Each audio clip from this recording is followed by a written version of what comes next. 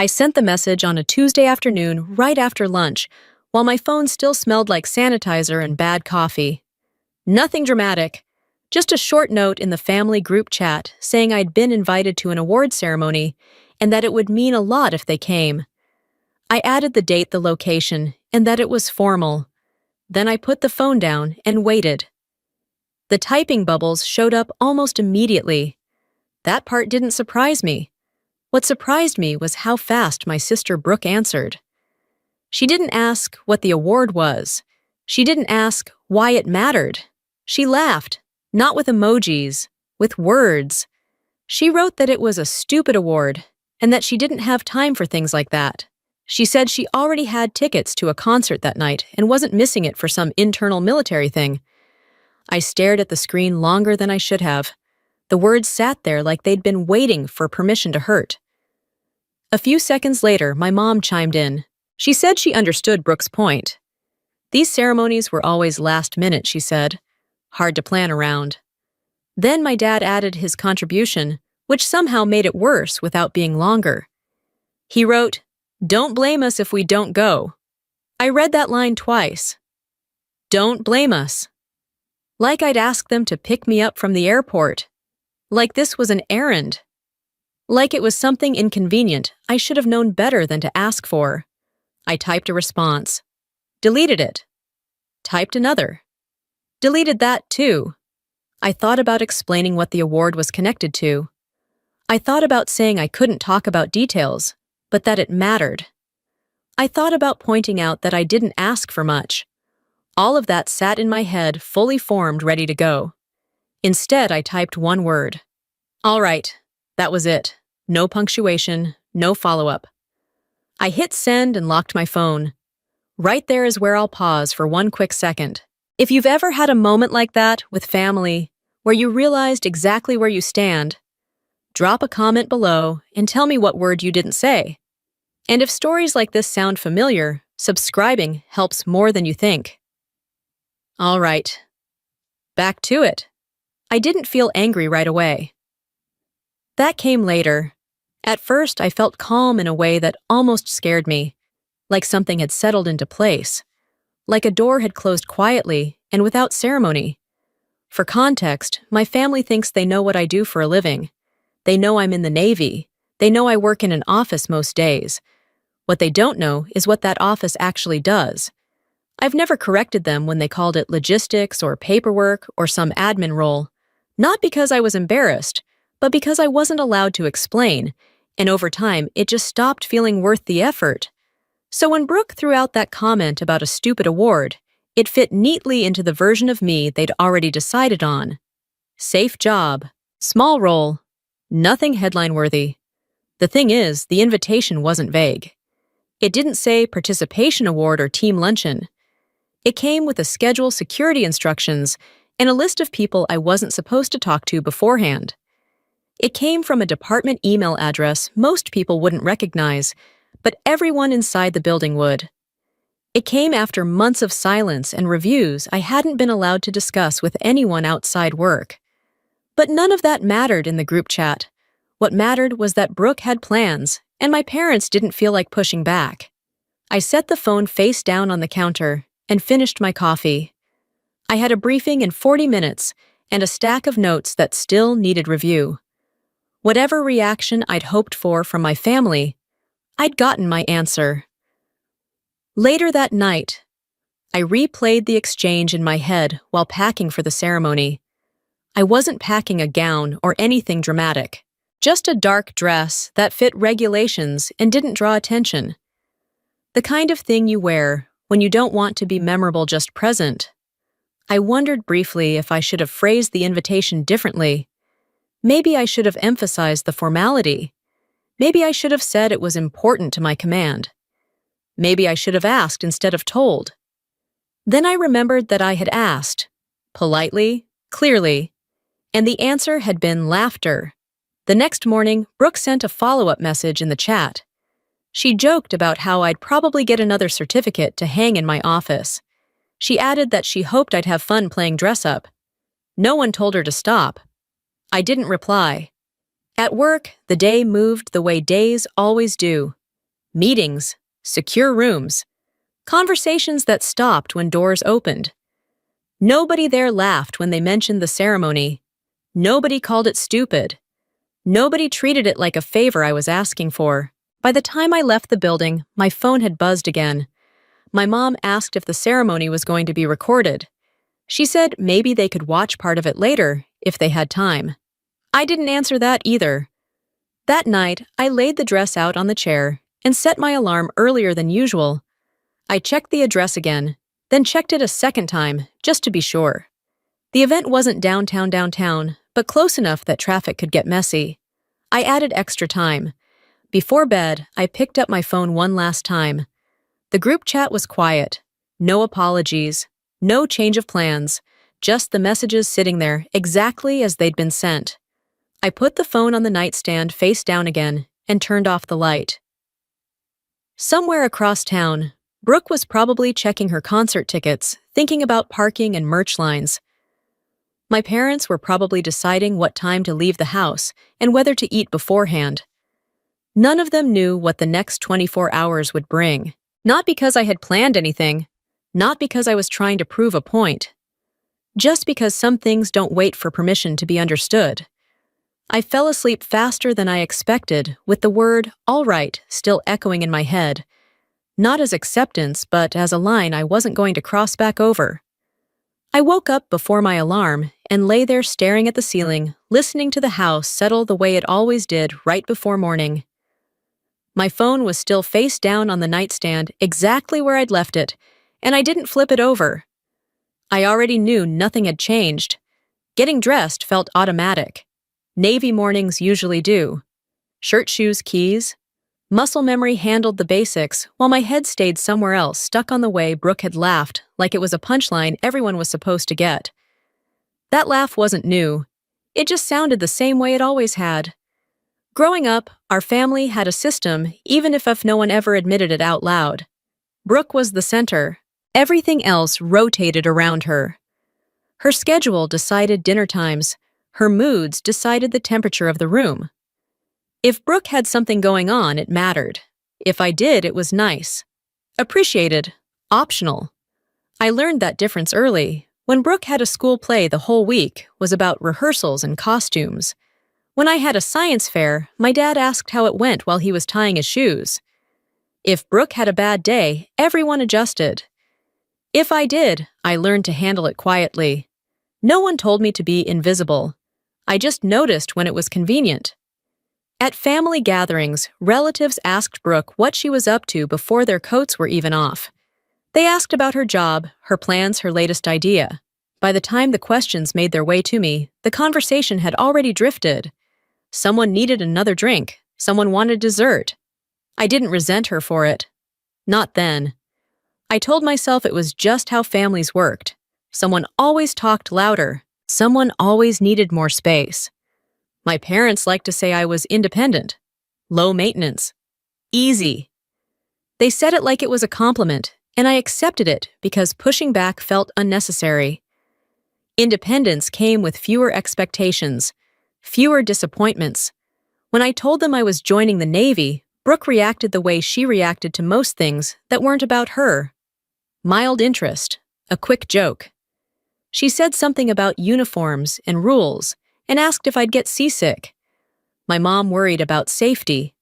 My dad nodded and said it sounded stable. Stable. That word followed me for years. At holidays, Brooke's career was described as exciting, dynamic, full of potential. Mine was described as steady, reliable, a good fallback. Nobody asked what I actually did. When they did, I gave the safest answer possible. Analysis, support, office work. That answer stuck. Over time, it hardened into a version of me they all agreed on. I was the one with benefits and structure, the one who didn't take risks, the one who worked behind a desk while other people did the interesting stuff. I stopped correcting them because correcting them never changed anything. It just slowed the conversation down. When Brooke talked about her work, she got reactions. Sympathy when things were hard. Applause when things went well. When I mentioned something stressful, my mom would say, Well, at least you have job security. That was usually the end of it. It wasn't cruelty. It was something quieter than that. Familiar, comfortable. At some point, I realized my role wasn't to be celebrated. It was to be counted on. If something needed handling, I handled it. If a form needed signing, I reminded them. If a plan fell apart, I adjusted. Being useful earned me a kind of trust that didn't require attention. Brooke, on the other hand, was allowed to take up space. She was allowed to change her mind. She was allowed to fail loudly and recover publicly. Every shift in her life became a family event. I learned to watch rather than compete. When people ask why I don't talk much about my work, I usually say it's habit. That's part of it. The other part is that for a long time, I learned nothing good came from trying to stand in the same light as my sister. The light was already claimed. Anything I brought into it just looked smaller by comparison. The Navy fit that version of me in ways I didn't expect. Clear roles, clear expectations. You did your job, and if you did it well, someone noticed. Not everyone, just the people who needed to. That was enough. At home, none of that translated. If I came back on leave, Brooke would ask if I was still doing the same thing. My dad would ask when I planned to settle somewhere permanently. My mom would ask if I was eating well. No one asked what I was proud of.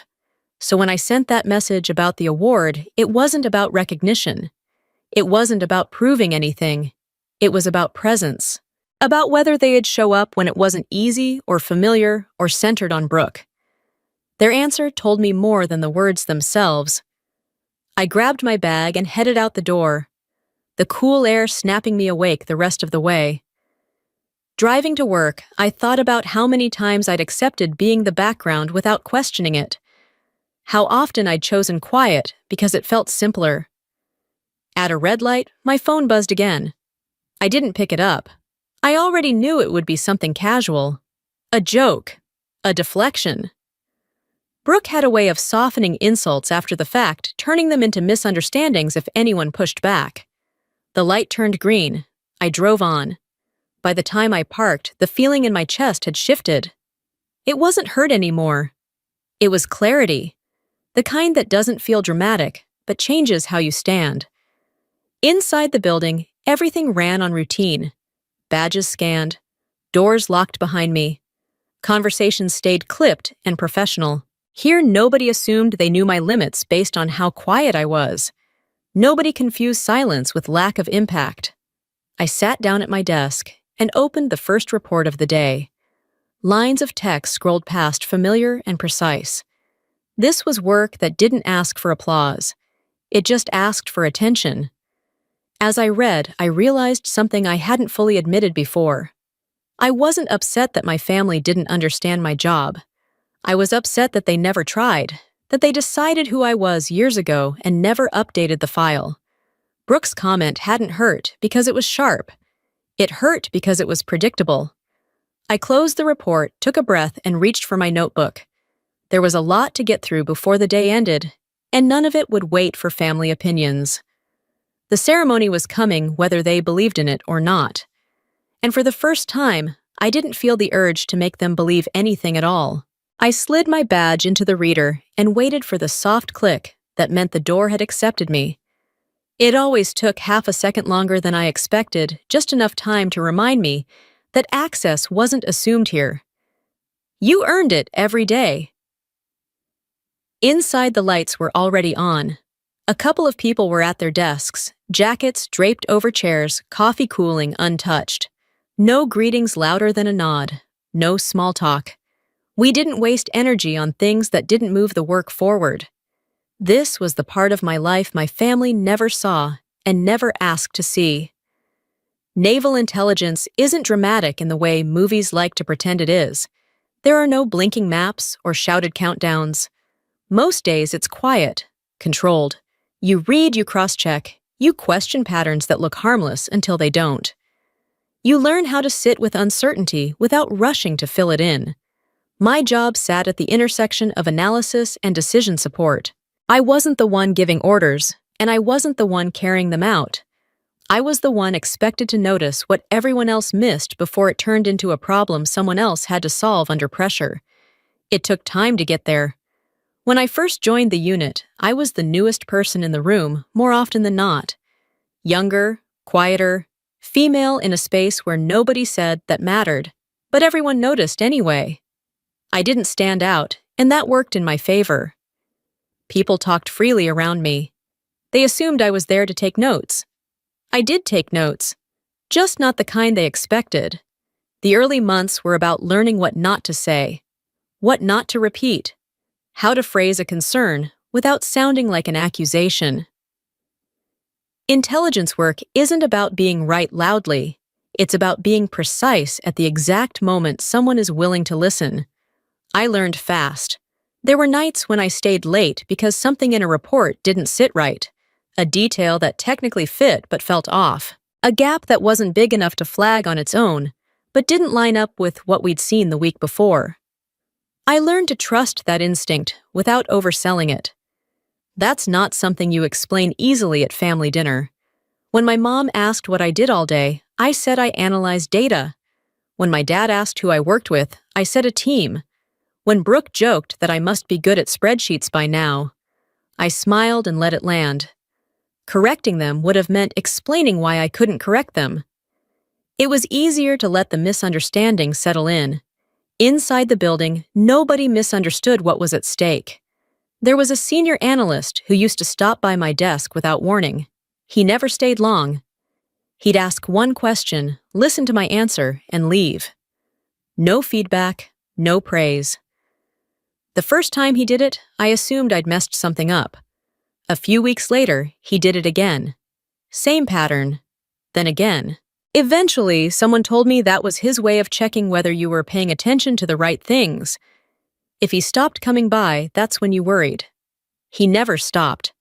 I didn't tell my family about the nights I drove home replaying scenarios in my head, wondering if I'd pushed hard enough on a point, or if I'd let something slide because I didn't want to sound alarmist. I didn't tell them about the tension that came from knowing your work mattered, even if your name never left the room. At home, the story stayed small. Brooke once asked if I ever thought about switching to something more visible. She said it casually like advice, like she was doing me a favor. I told her I was where I needed to be.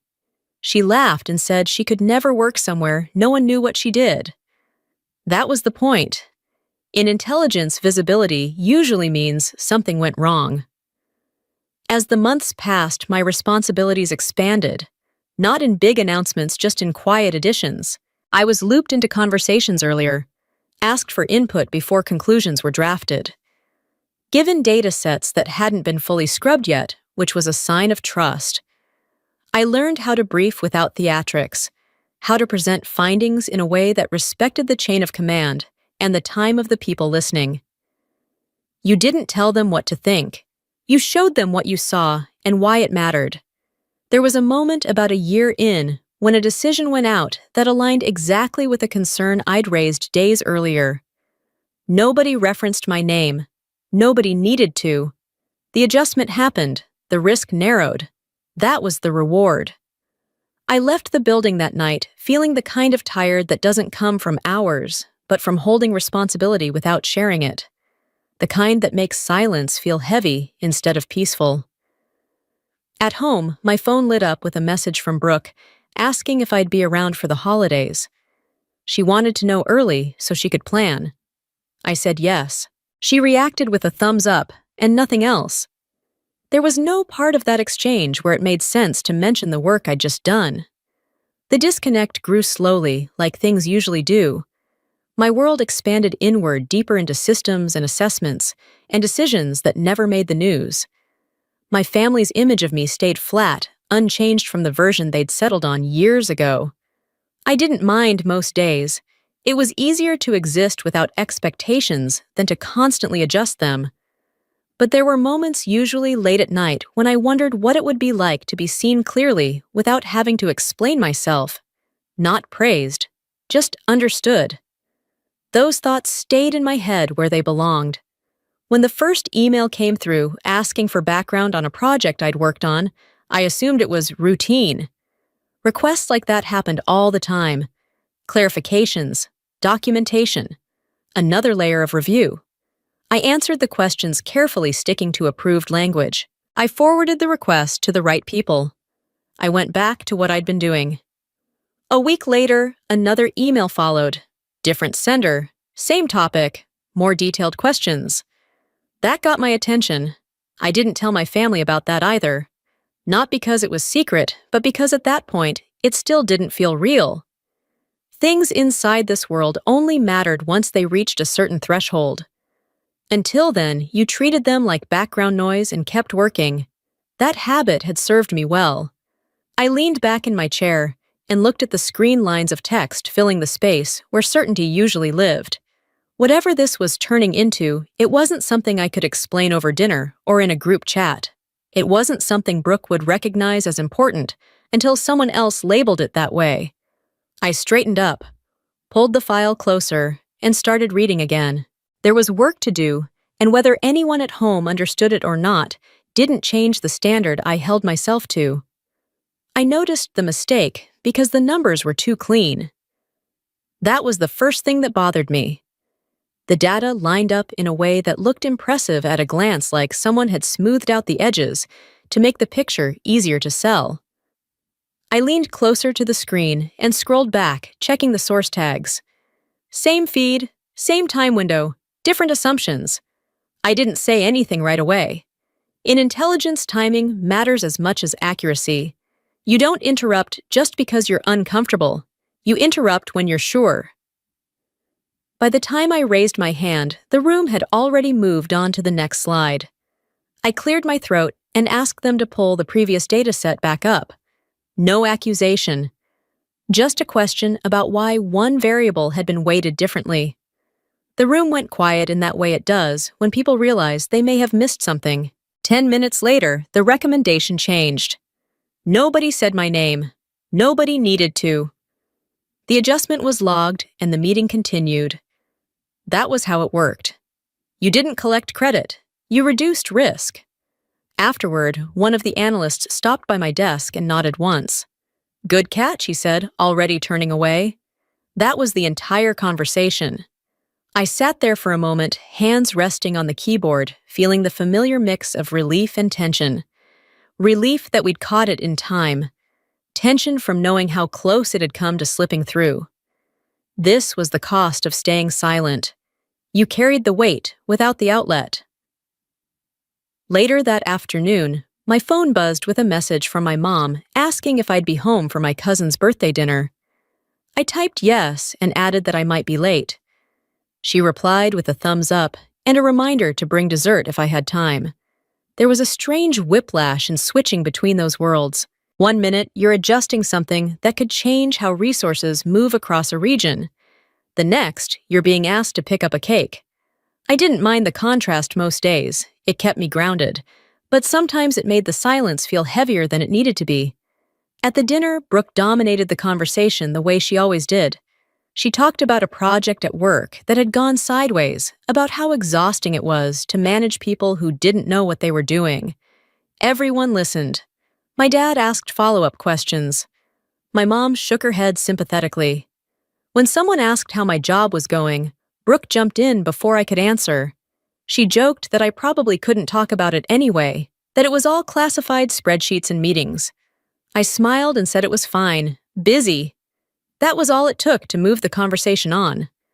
No one noticed the way my jaw tightened when Brooke said classified spreadsheets like it was a punchline. No one noticed because they weren't looking. I excused myself early, citing an early morning. In the car, I sat with the engine off for a few seconds, hands on the steering wheel staring through the windshield. I wasn't angry. I was tired in a way sleep didn't fix. The next week brought another long stretch of late nights. A developing situation overseas meant more eyes on our section, more requests for rapid assessments. The work sped up, and with it came a different kind of pressure. There's no applause when things go right, but there's always a record when they don't. One evening, I caught myself rereading the same paragraph for the third time. I pushed back from the desk and rubbed my eyes. That was when the thought crept in uninvited and unwelcome. What if I said something just once? Not the details, not the sensitive parts, just enough to change the picture they had of me. I dismissed it almost immediately. That wasn't how this worked. You didn't reshape your life around other people's assumptions. You did your job and trusted that it mattered, even if the people closest to you never saw it. Still, the thought lingered. The silence wasn't neutral anymore. It was starting to feel like a choice I was making for everyone else's comfort. A few days later, I got an email asking me to sit in on a briefing I hadn't been scheduled for. It wasn't a big deal on paper, just an extra set of eyes. But it meant my work was being pulled into a different conversation, one that sat a level higher than where I usually operated. I went. I listened.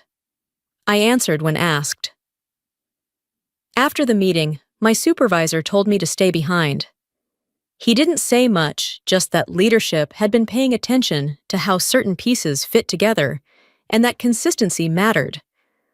I nodded and went back to my desk. That night, Brooke called while I was heating up leftovers. She wanted to complain about our parents being difficult about holiday plans. She talked for 10 minutes without stopping building momentum as she went. I made the right noises at the right times. At one point, she paused and asked if I ever felt bored at work. She said she couldn't imagine doing the same thing every day without any recognition. I looked at the microwave counting down and said no. I wasn't bored. She laughed and said I was lucky to be so easygoing. After we hung up, I stood there holding a plate that had gone cold. The word easygoing stuck with me longer than it should have. It sounded like another way of saying forgettable.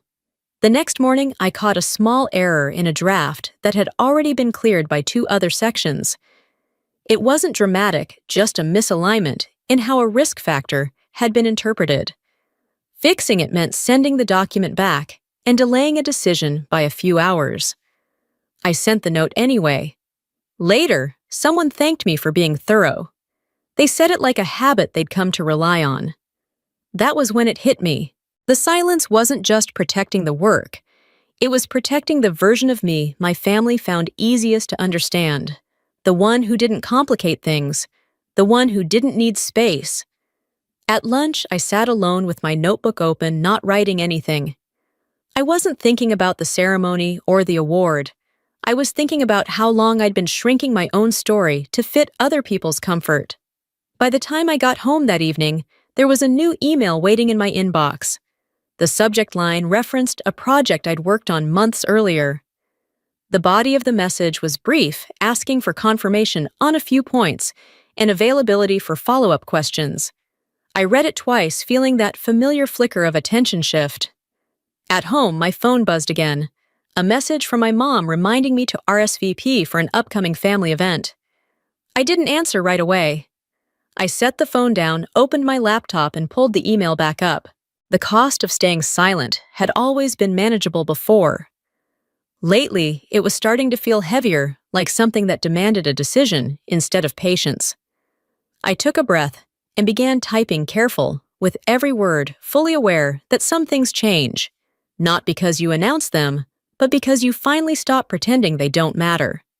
I almost deleted the email without opening it. Not because I thought it was spam or a mistake, but because I recognized the sender's domain immediately and felt that familiar tightening in my chest. Messages from that address didn't come often, and when they did, they usually meant more work, not congratulations. I opened it anyway. The wording was careful and dry, the way official messages tend to be.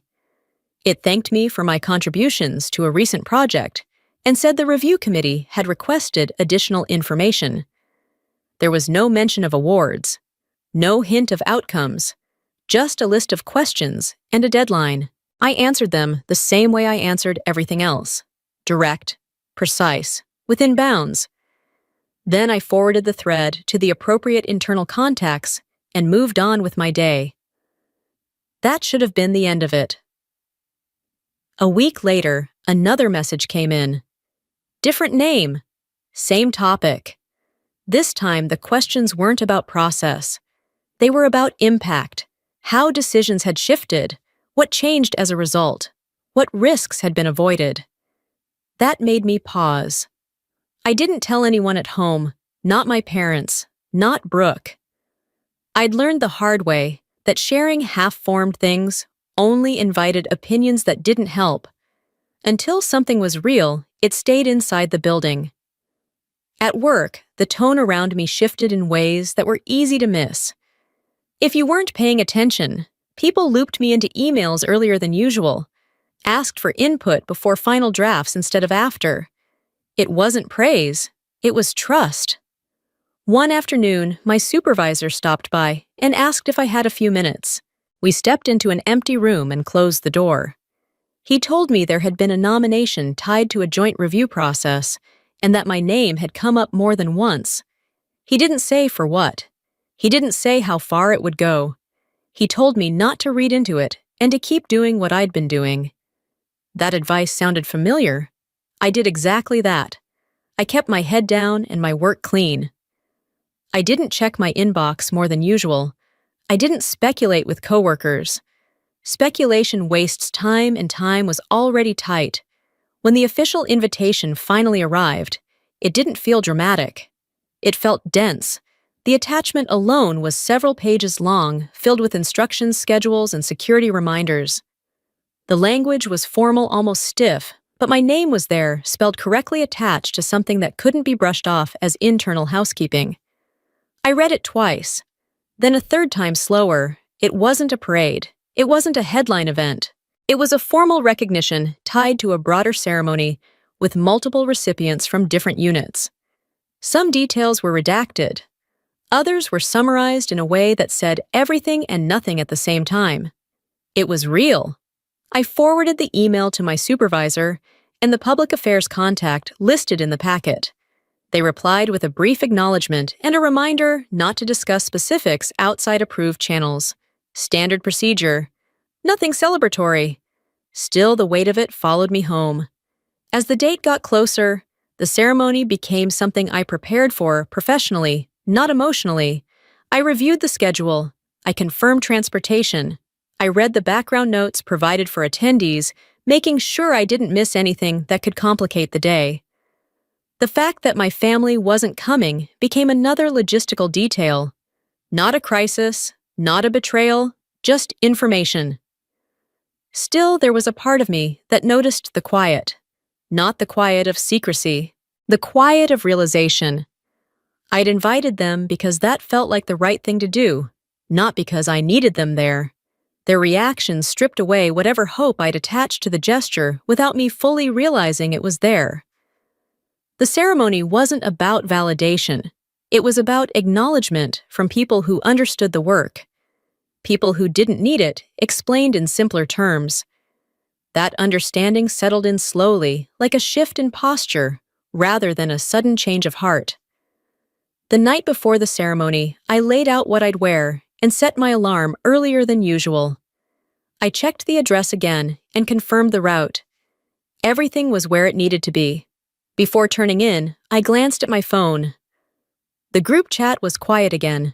No reconsideration, no apology, no follow-up questions. I turned the phone face down and left it there. Somewhere else in the city, Brooke was probably finalizing her concert plans. My parents were likely thinking about traffic and parking and whether to eat before they left. None of that touched what I was preparing for.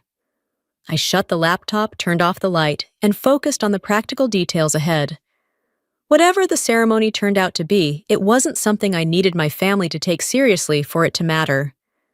I adjusted the collar once, then stopped myself from touching it again.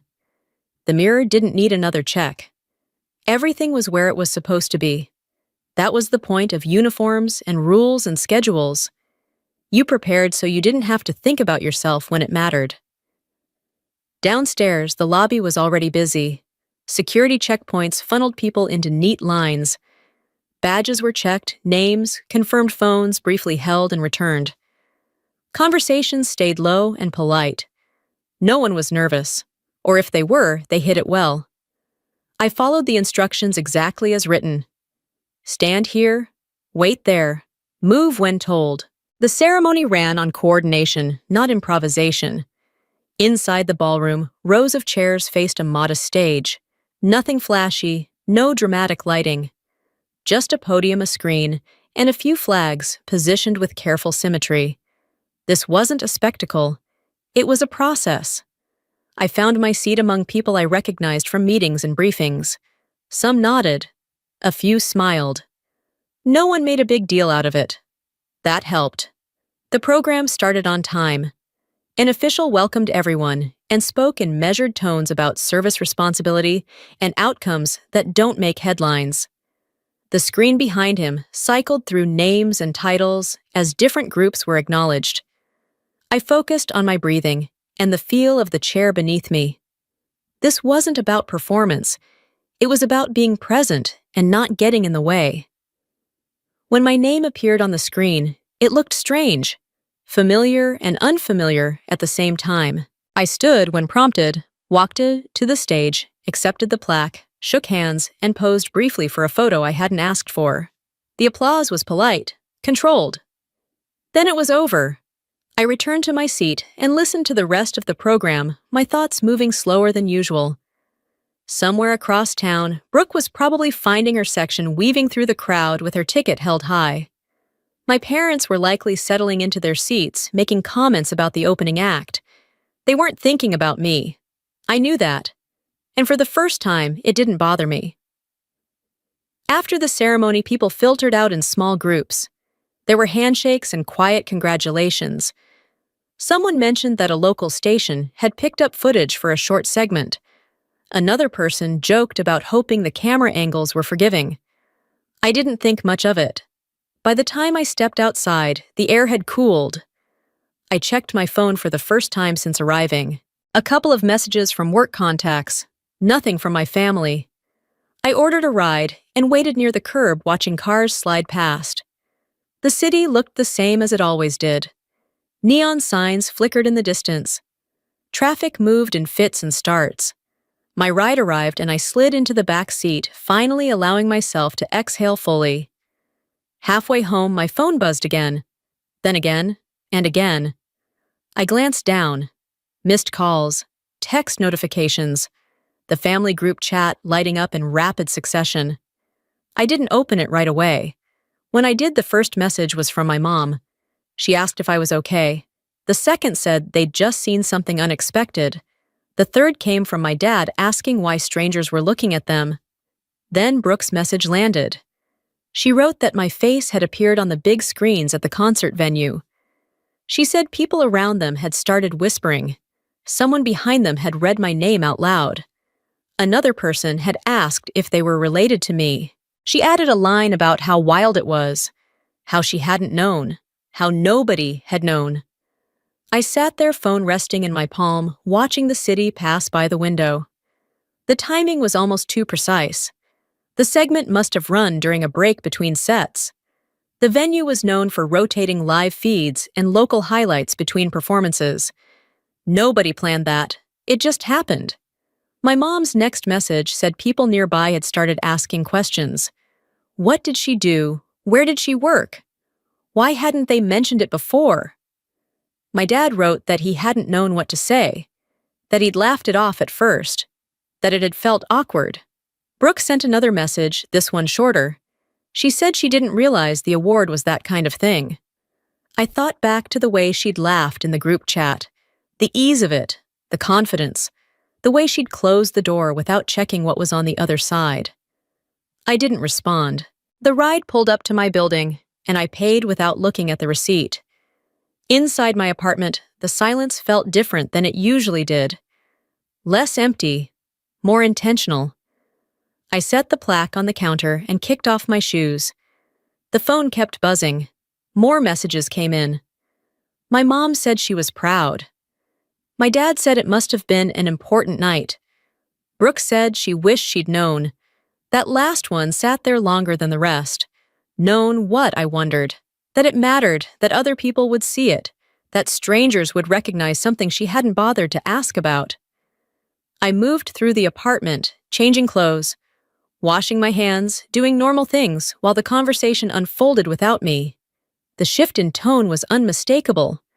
Shock turning into pride, Paris edging toward something else. By the time I sat down on the couch, the messages had slowed. The initial surprise had burned off, leaving behind questions, curiosity, a sudden interest that hadn't existed hours earlier. I scrolled back up, reading the thread from the beginning. The laughter, the dismissal, the plans that mattered more. None of it had changed. The screen at the concert hadn't erased those lines. It had just added new ones on top. I locked the phone and set it aside. Outside, the city kept doing what it always did. Music thumped somewhere in the distance. Traffic hummed. People moved from place to place without knowing anything about my night or my family's. Inside, I felt steady. Not vindicated, not angry, just clear. Whatever my family was feeling now wasn't about understanding the work or respecting the silence it required. It was about being seen by other people and realizing they'd missed something that could no longer be minimized. I stood up and moved the plaque to a shelf where it wouldn't catch my eye every time I walked past. It didn't need to be front and center to exist. The phone buzzed again. This time I picked it up, read the latest message without reacting, and placed it face down on the table the same way I had when all of this started. Some realizations arrive loudly under bright lights and crowded rooms. Others settle in quietly after the noise fades when you finally understand which moments mattered and which ones didn't need an audience at all. I woke up to my phone vibrating against the nightstand, not ringing, just buzzing in short bursts like it was trying not to be rude. I didn't reach for it right away. I already knew who it would be. When I finally picked it up, the screen was a stack of missed calls and messages, all from the same names. The tone had shifted overnight. The shock from the concert had worn off, replaced by something more organized. My mom's messages came first. She said she hadn't slept much.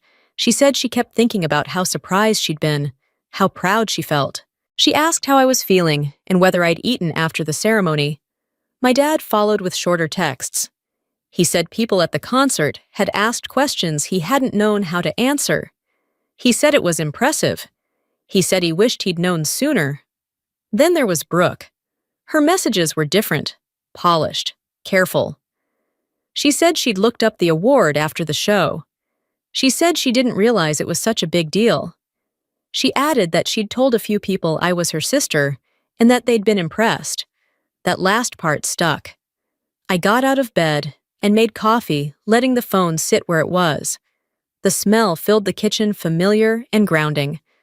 Outside, the morning moved along like nothing unusual had happened. People walked dogs, cars backed out of driveways.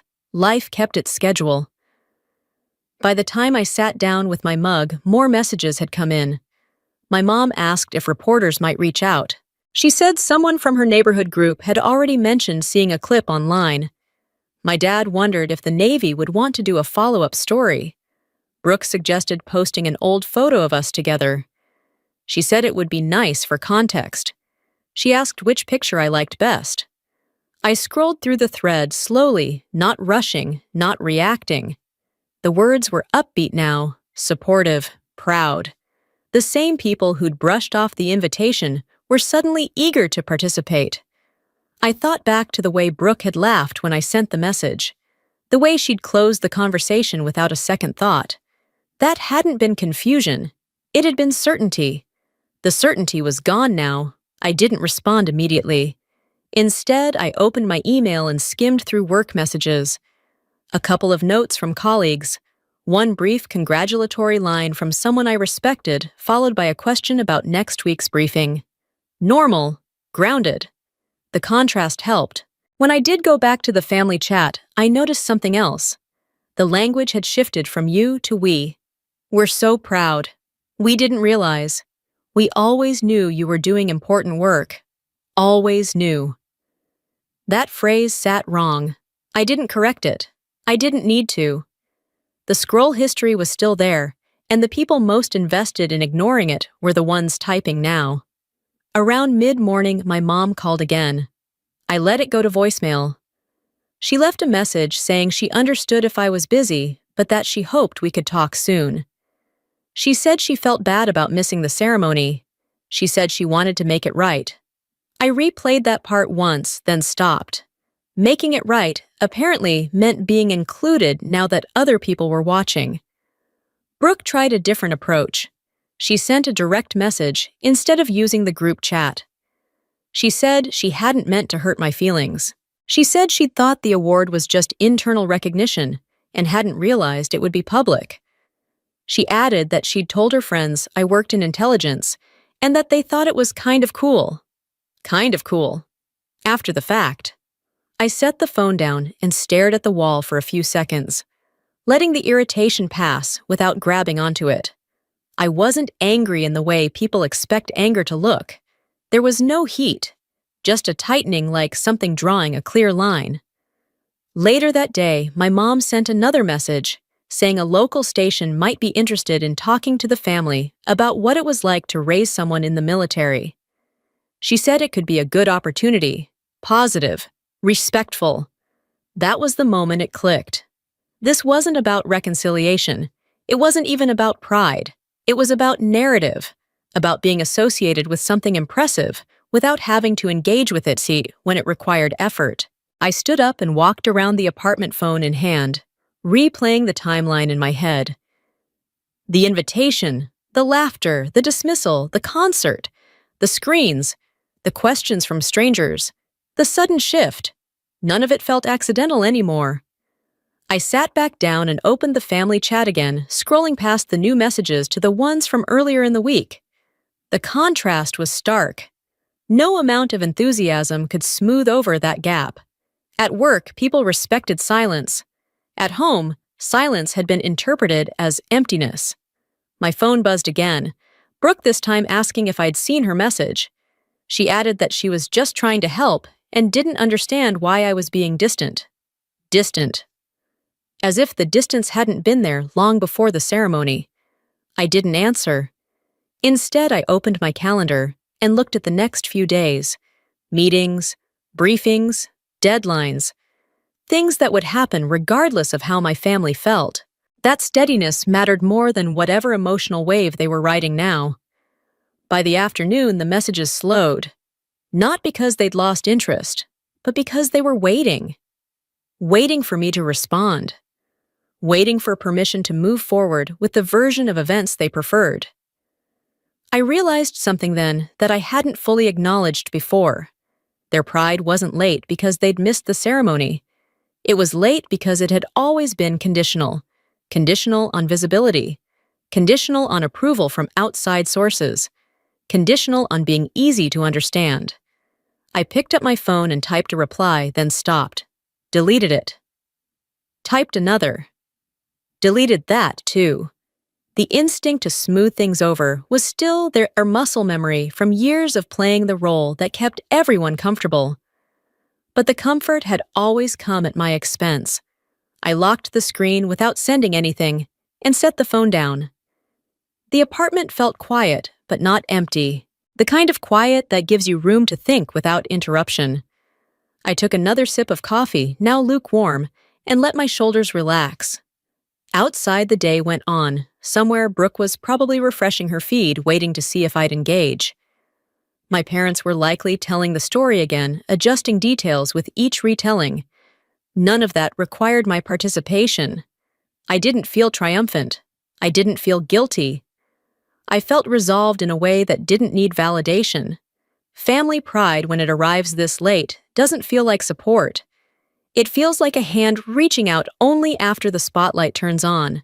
And for the first time, I wasn't sure I wanted to take it. I didn't answer anyone that night.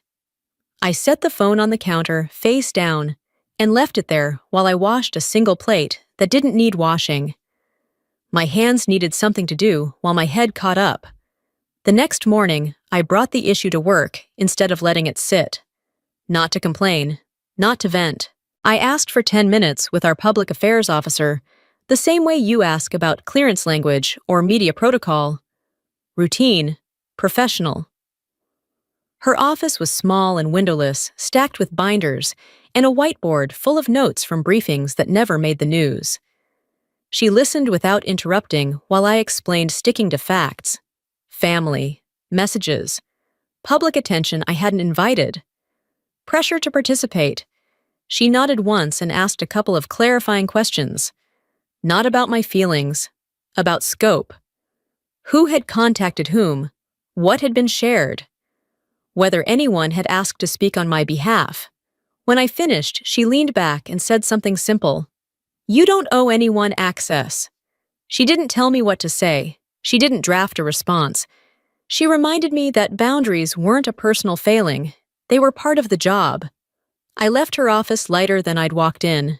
At my desk, I pulled up the family chat and read through the messages again, this time without the emotional noise.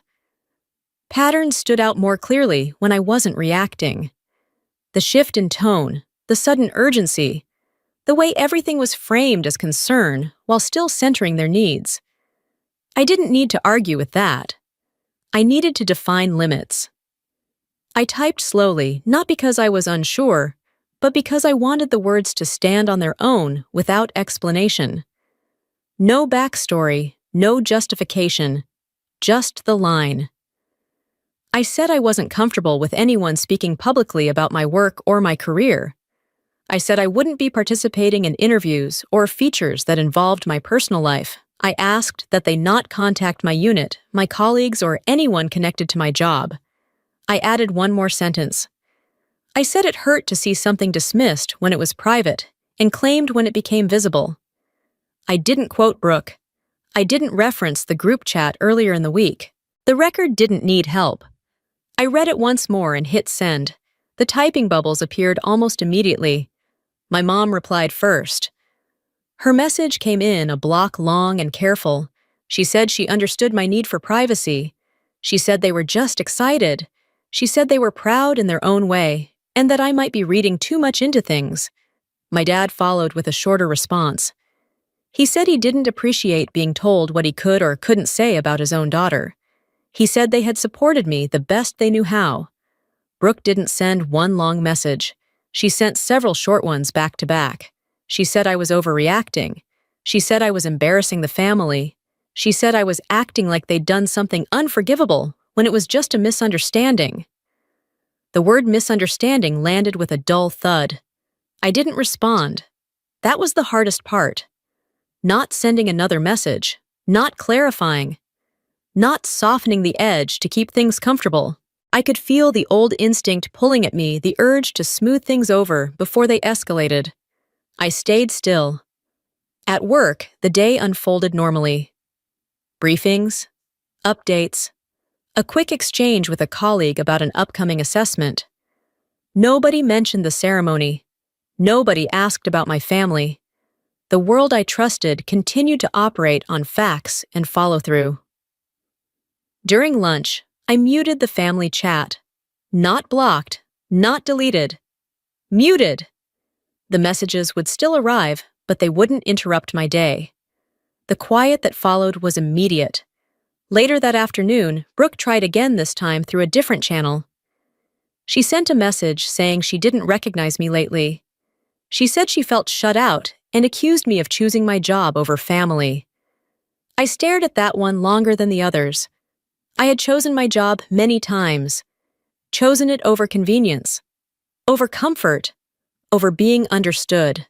What I hadn't chosen was being reduced to something small so other people wouldn't have to adjust their image of me. I didn't reply. That evening, my mom left a voicemail. She said she was worried. She said she didn't like the distance. She asked when we could talk things through. I listened to it once and archived it. None of this felt dramatic. There was no shouting, no confrontation, just a series of doors closing quietly because they no longer led anywhere healthy. The next day, I noticed something subtle shift. Fewer messages, longer gaps between them. The pressure eased not because they agreed, but because they realized I wasn't going to engage on the terms they wanted.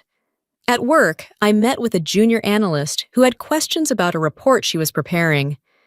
We talked through it step by step. She listened closely, asked smart questions, and adjusted her approach without defensiveness. Before she left, she thanked me for taking the time. She said it helped to know where the line was and why it mattered. I thought about that later driving home. How clarity, when offered calmly, tends to do that. It creates space instead of conflict. Back at the apartment, I made dinner and ate standing at the counterphone, untouched on the other side of the room. The absence of constant buzzing felt strange at first, then normal. I didn't feel guilty. I didn't feel triumphant. I felt settled. For years, I'd believed keeping the peace meant staying quiet. That silence was the price of belonging. What I was learning now was that peace built on erasing yourself isn't peace at all. It's compliance. The boundary didn't change my family. It changed my access to the version of them that only showed up when it benefited them. As the night went on, I checked my calendar for the next day and set my alarm. The routines that mattered stayed in place. The work continued. The standards didn't shift just because the personal side of my life had. Before bed, I glanced at the phone once more. No new messages, no apologies, no breakthroughs. That was fine. I set it face down again, turned off the light, and let the quiet hold. The kind of quiet that doesn't demand anything from you.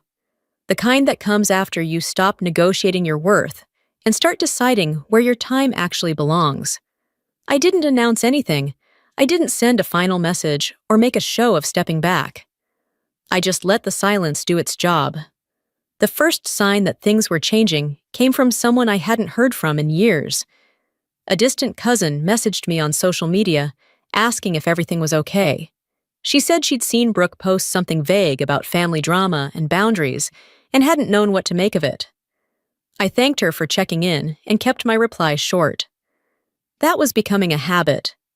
Brooke's post grew more frequent over the next few days. Not direct. Never naming me outright. Just quotes about loyalty and family sticking together.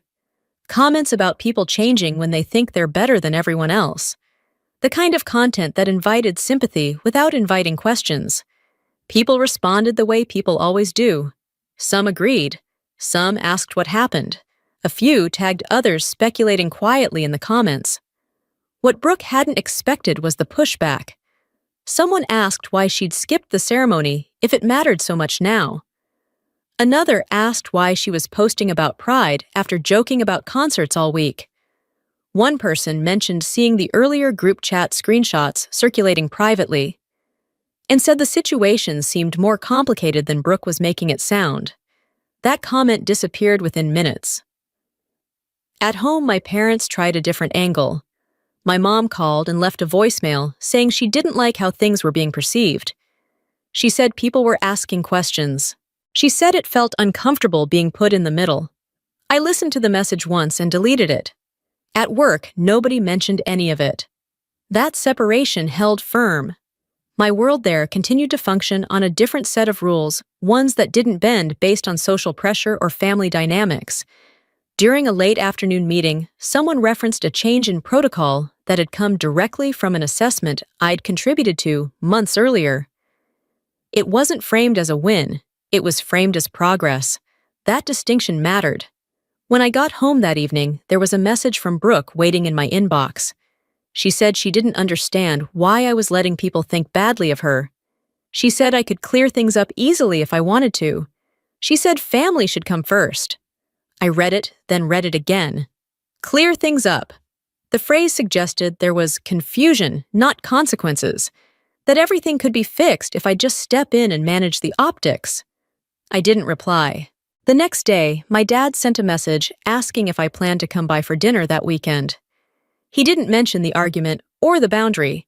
He framed it like nothing had happened, like we could just reset without addressing anything. I looked at the message and felt something I hadn't expected. Relief. Relief that I didn't have to explain why I wasn't going. I replied that I wouldn't be able to make it and wished them a good evening. No details, no apology. That was when the consequences stopped being theoretical. Brooke called later that night, voice-tight words clipped. She accused me of freezing her out on purpose. She said people were assuming things. She said she didn't deserve to look like the bad guy. I listened without interrupting. When she finished, I said one thing. I told her I wasn't responsible for managing how her choices looked to other people. She went quiet for a moment, then said I'd changed. I agreed. After the call ended, I sat there longer than usual, letting the quiet settle. This wasn't a dramatic fallout. There were no ultimatums, no declarations, just the slow realization on her end that the dynamic she relied on wasn't available anymore. Over the next week, small things surfaced. A mutual friend mentioned that Brooke seemed frustrated lately. A neighbor told my mom she'd seen the ceremony clip and asked why no one had been there to support me. My parents deflected, offering vague explanations that didn't quite land. The story they wanted to tell didn't fit the facts anymore. I noticed how often Brooke tried to reframe the situation as a misunderstanding, something mutual and messy. What she couldn't explain was why she'd mocked the invitation in the first place, or why the pride had arrived only after strangers took notice. Those details lingered. At work, a junior officer stopped by my desk to thank me for some guidance I'd given her earlier in the year. She said it had helped her navigate a tough decision, and that she appreciated how clear I'd been about expectations. Clarity again. That night, I thought about how different my sister and I handled pressure. Brooke tried to manage perception. I focused on outcomes. One required constant attention. The other just required consistency. My phone buzzed less as the days went on. The family chat stayed muted. Direct messages slowed. Not because everything was resolved, but because the usual levers weren't working. Distance has a way of exposing who relies on proximity to maintain control. I didn't block anyone. I didn't announce new rules. I just kept living my life the way I'd chosen to, letting the silence draw its own conclusions. One evening, I scrolled through old photos on my phone, not out of nostalgia, but out of curiosity. There were moments of genuine warmth there, laughs that hadn't been staged, smiles that hadn't been measured. Those memories didn't disappear just because I'd stopped engaging in the present the same way. They just stopped being leverage. A message came in from Brooke near the end of the week. It was shorter than the others. She asked if we could talk sometime. No accusations, no demands, just the question. I didn't answer right away. I wasn't avoiding her. I was deciding what access meant now that the old expectations were gone. The answer didn't need to be immediate. The consequences she was feeling weren't something I'd planned. They were the natural result of stepping back and refusing to carry what wasn't mine anymore. For years, I'd absorbed the discomfort to keep things smooth. Now the discomfort had shifted, and watching that happen confirmed something important. Boundaries don't punish people. They reveal how much someone was benefiting from the lack of them. I put the phone down and went back to what I'd been doing, letting the moment pass without turning it into a statement. The quiet continued to work in the background, steady and unbothered, reshaping the space between us without asking for permission. The email came in during a late shift, sandwiched between routine updates and a calendar reminder I'd already acknowledged. The subject line was plain nothing that asked for attention. I opened it because that's what you do when something lands in your inbox with your name on it. It was from a junior officer I'd worked with months earlier. She wrote to say she'd used a framework we'd talked through during a long afternoon briefing, and that it had helped her make a call she'd been second-guessing. She thanked me for being direct and said it made a difference, knowing someone had her back without needing credit. I read it twice, then archived it. That kind of message didn't come with fanfare. It didn't need to. It was the kind of confirmation that stayed with you longer than applause ever could. Outside the building, the night was quiet. The parking lot lights cast the same dull glow they always did, and the air felt cooler than I expected. I sat in my car for a minute before starting the engine, letting the stillness settle. At home, my phone was where I'd left it. No new messages from my family. No missed calls. The silence had become familiar, less like absence and more like space. In the weeks that followed, life rearranged itself without drama. Work stayed demanding in the way it always had. New projects came in, old ones closed out. Responsibilities shifted slightly, as they do when people notice consistency and start relying on it. I went to dinner with coworkers who didn't ask me to explain why my job mattered. They already knew. We talked about mundane things about traffic and bad coffee and plans for the weekend. Nobody needed to impress anyone. Occasionally, fragments of my family life reached me through indirect channels. A neighbor mentioned my mom had framed a screenshot from the broadcast and hung it in the living room. A distant relative sent a message saying my dad talked about me often now, always emphasizing how proud he was. The story they told had changed. The facts hadn't. Brooke's online presence shifted too. She stopped posting vague quotes and started sharing neutral updates again. When my name came up, it was in passing. No tags, no performances, just distance.